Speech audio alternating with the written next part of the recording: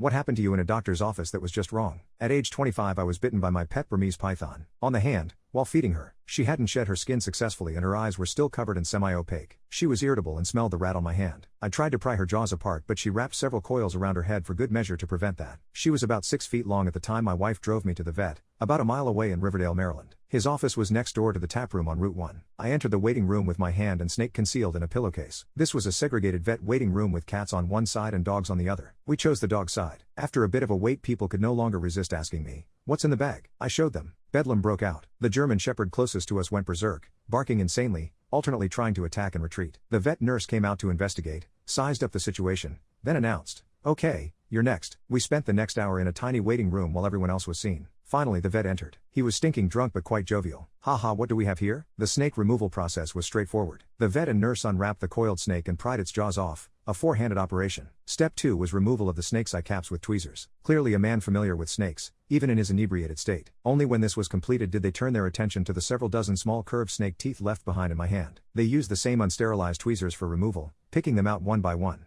But wait, it gets better. By then I was bleeding from all the tiny puncture wounds, and there was considerable pain and swelling. The vet applied a tan goo to my wounds with a wooden applicator. This was like a miracle drug. The pain was instantly gone, and the bleeding stopped. "Doctor, what is this stuff? Can I get it at the drugstore?" He laughed. "Oh no, this is for treating poultry infections in commercial hen houses. You can't get this without a license."